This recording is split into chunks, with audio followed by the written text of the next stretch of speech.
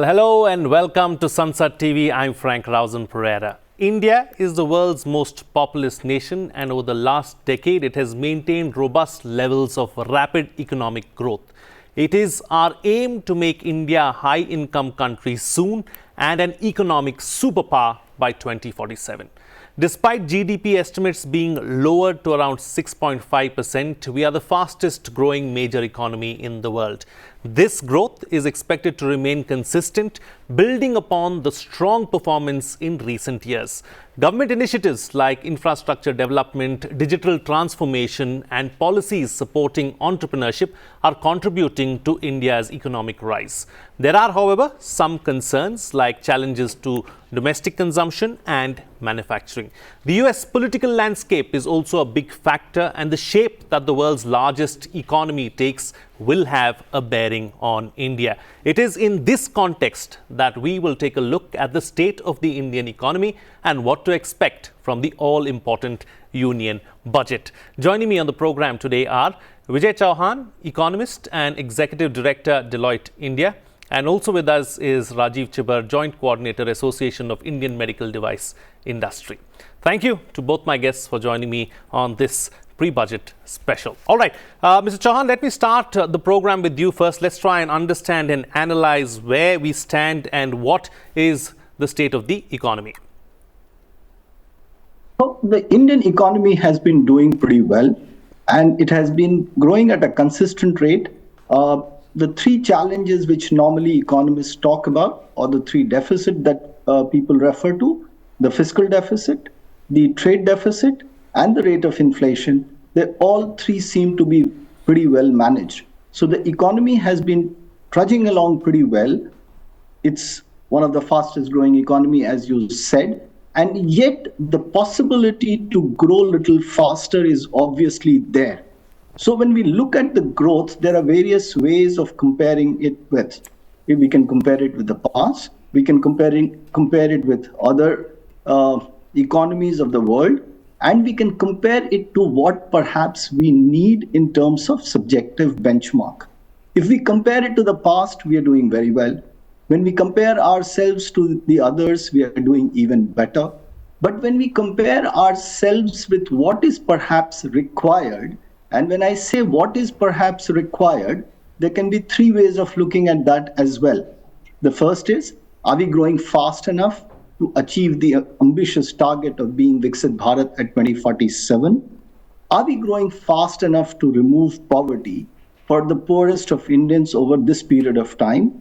And are we growing balanced enough to provide employment of the kind that the youth of India would be satisfied? Are the three questions.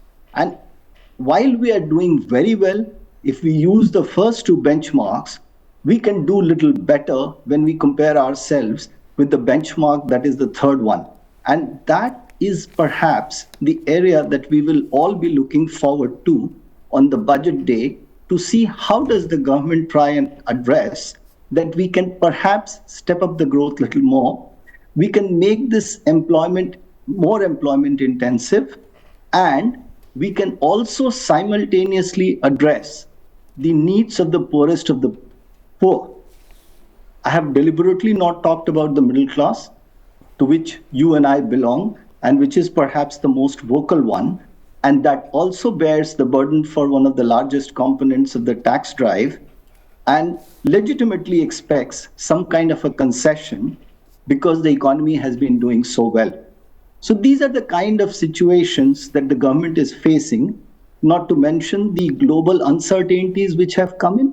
But all uncertainties quite often provide us an opportunity, because those who are agile enough, those who are smart enough, actually take better advantage of the challenges that come their way. So it would be interesting, again, to watch the budget and see how agile and how smart we are in trying to tap the benefits that might come our way because of the uncertainty and the new challenges that have come around in the global world. Absolutely. Yeah. Two takeaways really that I'd like to take up with you maybe in the next round. That is, of course, the vocal middle class, and also the new challenges really as far as the global stage is concerned. I'll come back to you, Mr. Chauhan. Let me bring in Dr. Chibber into the picture as well. We are looking at the economy as it stands today, like very succinctly put by Mr. Chauhan. He said that, we are doing very well. There is always scope for improvement, and that's where we are heading towards, and we are hoping that the budget pushes in that front as well, and I'm sure it will. But your thoughts on where the economy stands and where we are at the moment? No, I completely agree with Mr. Chauhan on this. Presently, if you look at it, I think with the third largest economy right now, and we're doing very well, despite India braving the 3 C's as we normally have been calling, and these 3 C's technically are COVID and commerce. The conflict that is actually happening within the globe at this point of time, and the third one is the entire climate change and sustainability. Looking at that aspect, I think the Indian economy is doing great. Our supply chains have not broken to that extent where we've seen even larger developed countries having a supply chain breakup. So that's a great bravo to the country itself. Over and above that, if you look at the exports that we as a country have been rising into. So while there is a burgeoning import liability in India, and specifically when I talk about the medical devices sector, it's like at one point of time it was almost an import dependent sector. But today, if you look at it, the exports have actually mooted in the key areas of maybe disposables, consumables, in the key areas of even IVDs. So that's something that gives you an inkling thought that if a sector like healthcare has actually done well, then the bigger sectors like oil, gas, petroleum, your aeronautics, the entire infrastructure sector, they've always been the backbone of doing everything well. So I think that's the entire thing, and this will have a catapulting impact. As Mr. Chauhan said, I mean, there's obviously the middle class sector, which would still want more into possibly infrastructure, still want more into tax benefits, still want more into your healthcare reimbursements that possibly Ayushman Bharat can actually look at a larger population, what it presently looks at. These are areas that are going to not only help increase the cost of living in the country, but also increase the ease of doing business if done right. So I think the healthcare sector right now is passing through a very well positioned sector, courtesy India's global edifice itself. So completely agree with the predecessor, and a very pertinent question that you've actually put across. But I think there's a lot of more things that we need to really look at, rather than only talking about how we are positioning ourselves as an economy or how we are positioning ourselves. The entire technology quotient that India is now galloping towards, whether it is developing AI, whether it is developing space tech, whether it is developing health tech or med tech, that needs to be really, really talked about, because that is where now onwards the entire US and China plus one game starts. We've already got Trump talking about how he wants India, China, Brazil, Mexico, all of them to be, I wouldn't say the word primed, but I would say the word tamed in that sense. But India needs to be really, really careful. We've got 2 big competitors right now, and as we grow in a very comprehensive mode right now, what we are looking at, these 2 areas are what we need to really catch up on. Absolutely. All right, let me take what you're saying to Mr. Chauhan. Mr. Chauhan, the C's that Dr. Chibber spoke about, conflict, COVID and climate as well, and let's not forget, we're talking about tariff wars and so on and so forth, all these kind of issues. What kind of an impact, what kind of a bearing is it going to have on our economy, and how do we prepare for it? Interesting question and difficult one as well. For last about 8-10 years, the focus of my work has entirely been on international trade. I had during this period the opportunity to be the Commissioner of Customs at the largest seaport, largest airport, and the largest dry port in the country. And I have been party to it, and I have actually led the measurement of the impact of what the government is doing in terms of streamlining the processes. We have had amazing success there.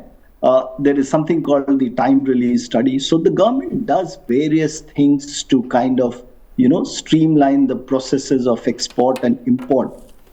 When you hear a lot of people talk about, and so when you ask the economists, all of us are very, very sure that we want to promote exports.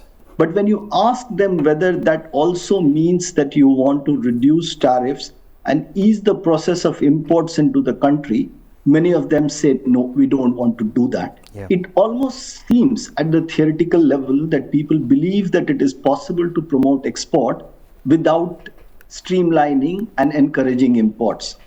The global studies and all international trade economists will tell you that this is generally not possible. So what we need to do is to streamline the international trade for everyone so that India becomes part of what is called the global value chain. More goods need to come in, more value needs to be added, and then supplied, consumed within the economy, and exported out. There are other tools as well that the world uses to essentially promote export and integrate itself better with the global value chain. Free trade areas, bilateral and regional, are part of it. India is part of a lot of bilateral and regional trade agreements. Many of them, as you have heard, are also being negotiated.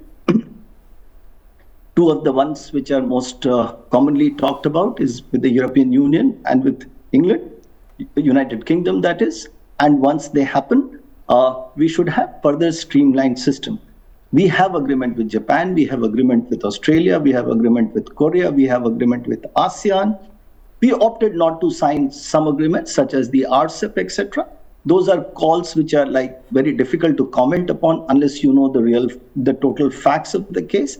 The fact of the matter is that government is pretty focused on promoting exports. Now, to promote exports, if I was to list, there are 4 things that the government needs to do. One is to streamline the process of import. 2 is to streamline the process of export. And when I talk, there is a distinction between what you need to do to streamline the process of import, which focuses more on the regulatory system and the documentary process. There, the government of India has had phenomenal success. If I can just cite one number, there is a CAG report which says that it took about average of 15 days to clear a consignment at the seaport in India in 2010-11.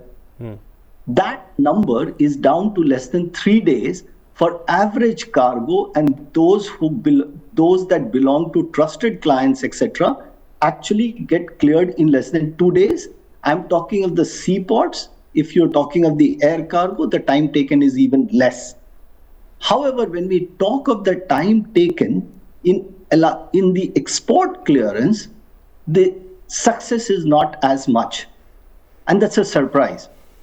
In some sense, however, it is partly because the regulatory processes involved in exports are not as cumbersome as imports. For exports, the focus has to be more on infrastructure development and some of the logistics challenges, which perhaps are more complicated, more difficult to solve, and take longer time. So that continues to be more of a work in progress than what has been achieved on the import side. And right. The third is to negotiate agreements. And the fourth one, which is perhaps more important, when we talk of exports, exports will happen only when the domestic industry becomes more strong. It has goods of the quality and the price that the world is actually looking at. Once we have that global competitiveness, and there it comes in the additional point about the exchange rate, making it competitive because the goods actually will be priced in the domestic currency. So is this entire bucket of issues that need to be handled simultaneously and coherently for Indian exports to grow at a pace much faster than it is growing. And we need to achieve this success because India both has the potential and the need to export a lot more than what it does today. Absolutely. All right, let me take what you're saying to Dr. Chibbar. Now, as far as industry is concerned, we need to get a lot more stronger. Absolutely. We need to make items that are highly competitive and also pass many of the international tests as well if we want to be a true global player, is what Mr. Chauhan is suggesting. Your thoughts on this? Where does industry stand? How do we become stronger? What needs to be done? No, actually, I completely agree with Mr. Chauhan on this point.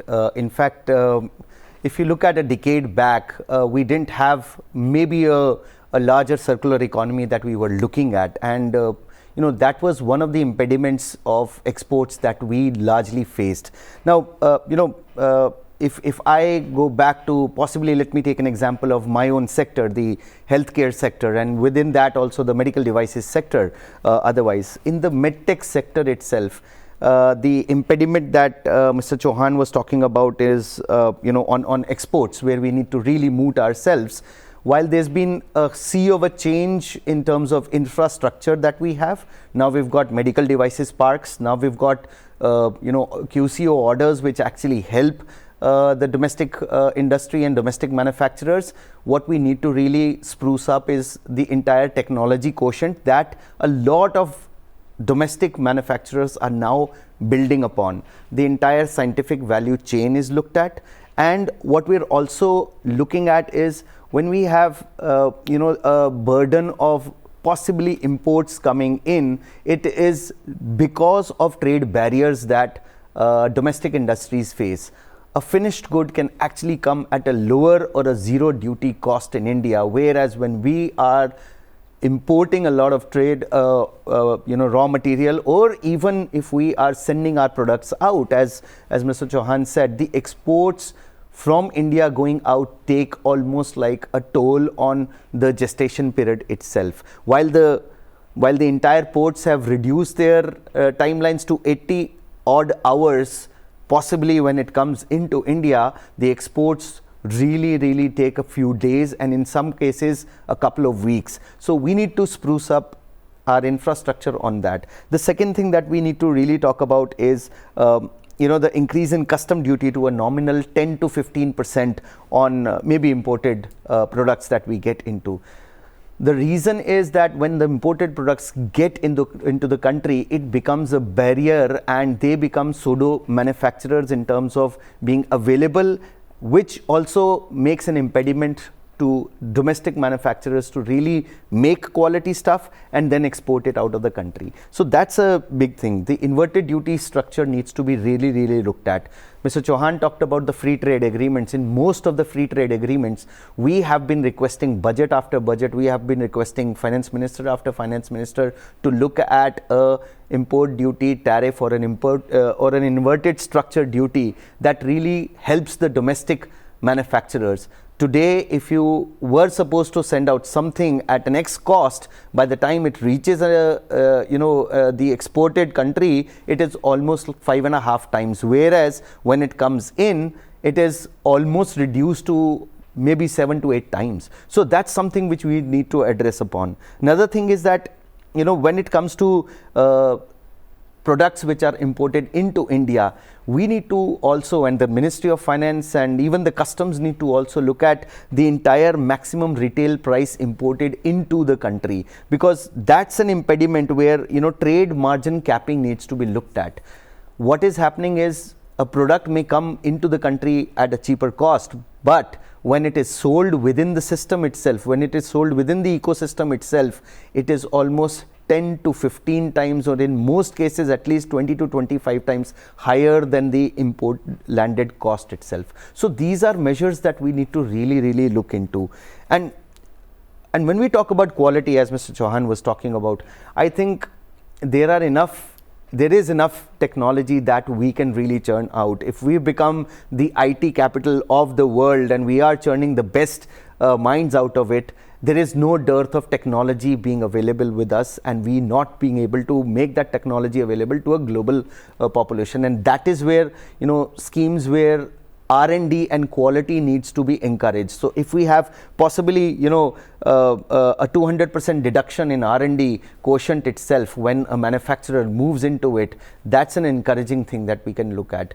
If I go to US and I would want to take a US FDA on a particular product, the barrier is so high, or the entry barrier towards getting one product is so high, can we have a harmonization when we're looking at a free trade agreement on those lines?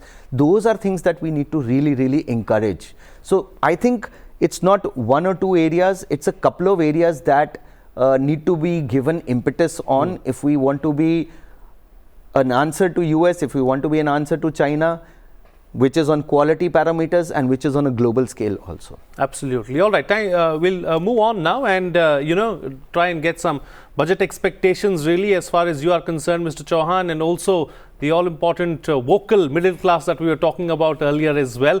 What can we expect? So I was part of the budget making team of Government of India for about 7 years on trot.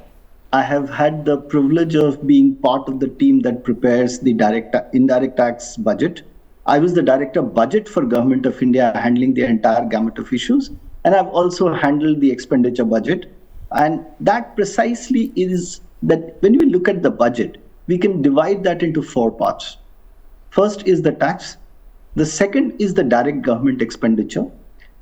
And there is invariably a large gap between that, which is the fiscal deficit, and the government has to find a way to minimize that and a way to borrow that at the lowest possible cap without disrupting the economy or reducing the availability of funds at reasonable price for the rest of the private sector.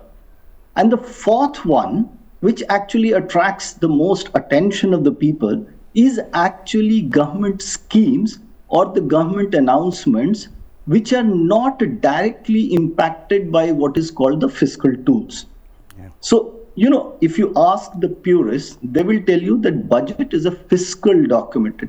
And when it's presented under the law, which is called the Fiscal Responsibility and Budget Management Act.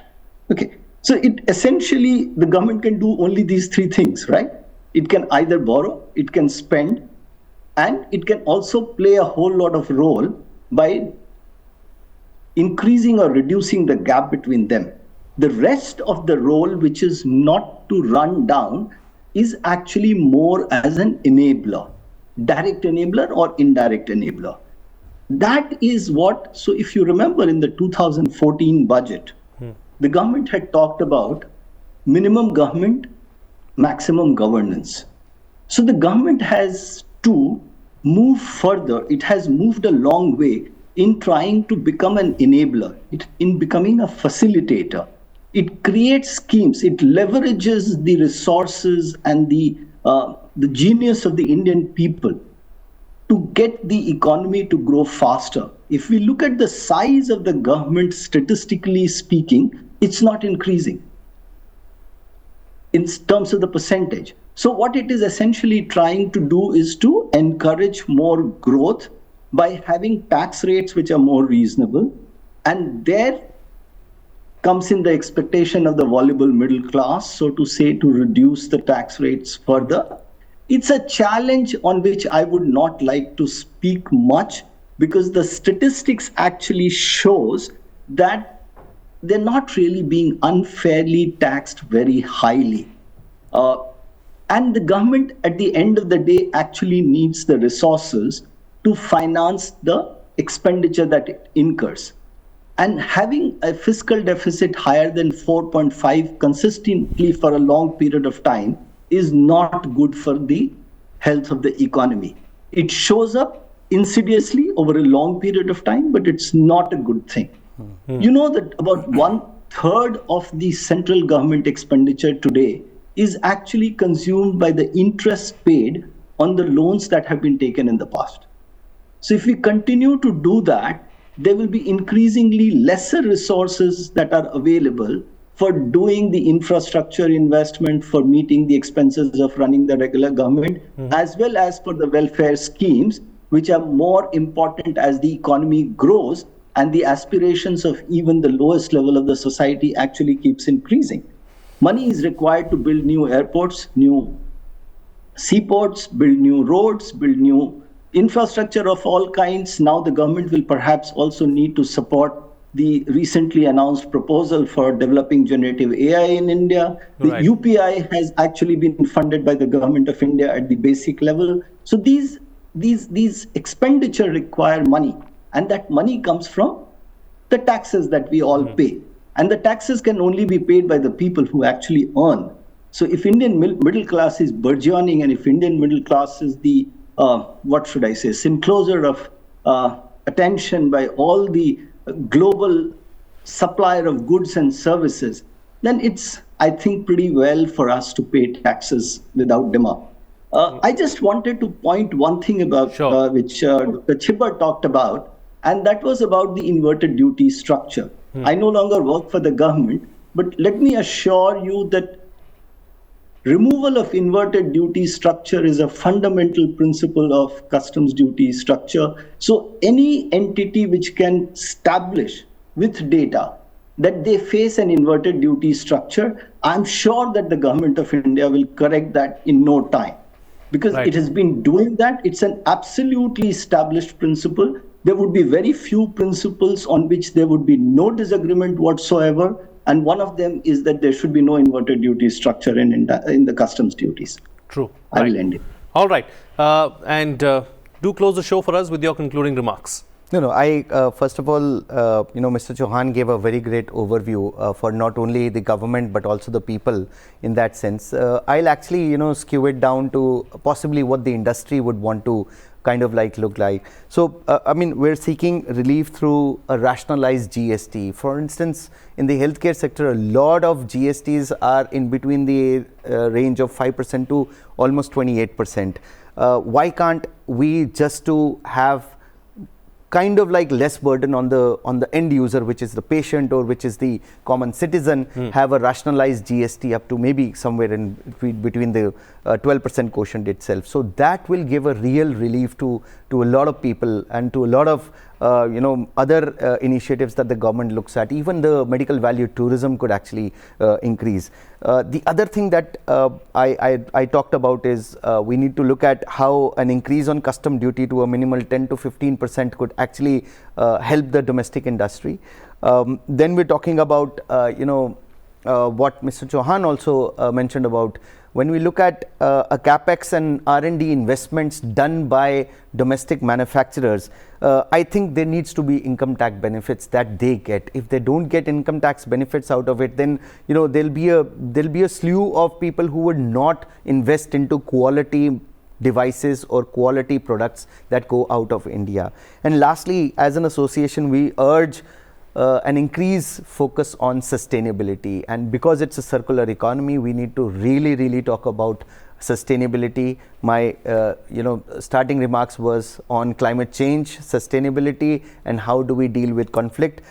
Those are measures that we can really look at, and I think the government is very wary about it. This budget will really address all those impediments that the Indian economy has, and we would surely be able to clock maybe not a $5 trillion economy, but much higher to a $7 trillion economy. Okay, on that optimistic note, then we'll call it a wrap on this special telecast. I'd like to thank both my guests for joining me on the program and putting things into perspective for us. Of course, the budget wish list is going to be long and wide, but at the end of the day, the government has to take care of revenue and take care of the entire country. So only not everyone maybe can be satisfied, but everyone will have something to take away from the budget is what is being discussed here. And also, the Indian economy is doing very well.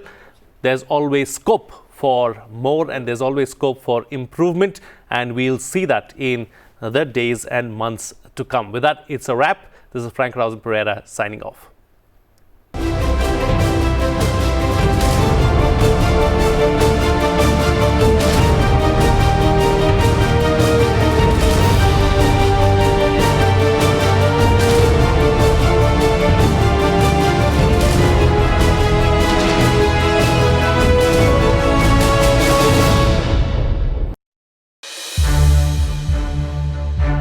To watch more programs of Sansad TV, subscribe to our YouTube channel and don't forget to like and share them.